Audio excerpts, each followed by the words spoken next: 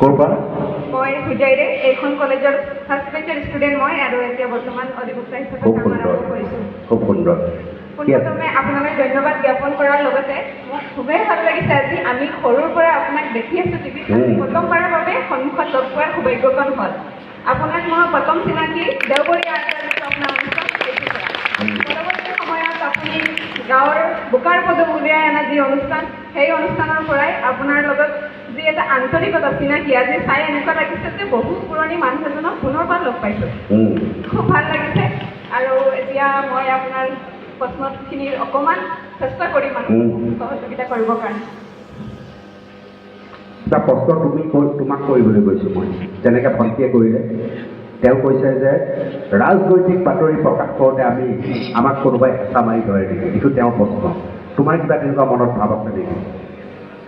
মোৰ অকণমান ক'ব লগা আছে। সাংবাদিকতাৰ যিটো কথা ছাৰেও ক'লে, আপোনাৰ পৰাও অকণমান শুনিলোঁ যে আজিকালি চবৰে হাতত মোবাইল থকা হৈছে। আগতে আমি সাংবাদিক বুলি ক'লে কিছু নিৰ্দিষ্ট সংখ্যক মানুহক আমি চিনি পাওঁ যে এখেতসকল সাংবাদিক, তেখেতসকলে আমাৰ এটা ভাল বাৰ্তা প্ৰেৰণ কৰে। আজিকালি সাংবাদিক বুলি কোৱাৰ লগতে আমাৰ মনলৈ প্ৰশ্ন আহে, কেতিয়াবা এনেকুৱা হয় ব্লগাৰ এজনকো আমি সাংবাদিক বুলি মানিব। কেতিয়াবা এনেকুৱা হয় যে ফেচবুক পেজ চলোৱা মানুহ এজন যাৰ কোনো যোগ্যতাই নাই, যোনে দুআষাৰ ভালকৈ লিখিব নাজানে, যাৰ মাছ কমিউনিকেশ্যনৰ ওপৰত কোনো নলেজ নাই, তেনেকুৱা মানুহেও নিজকে সাংবাদিক বুলি পৰিচয় দিছে আৰু আমিও এক প্ৰকাৰে মানি ল'বলৈ বাধ্য হৈ গৈছোঁ।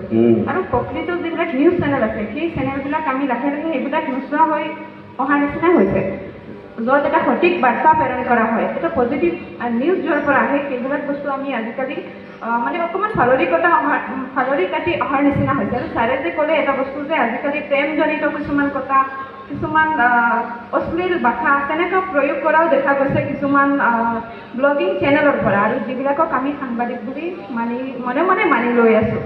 সেই ক্ষেত্ৰত মানে আপোনাৰ পৰা সেইটো প্ৰশ্ন আৰু মোলৈ যে এইখিনিৰ পৰা আমি ফালৰি কাটি আহিবলৈ ইতিবাচক ছাইডটো ল'বৰ কাৰণে আমাৰ খুব ধুনীয়া প্ৰশ্ন দিছোঁ, খুব ধুনীয়া বিষয়।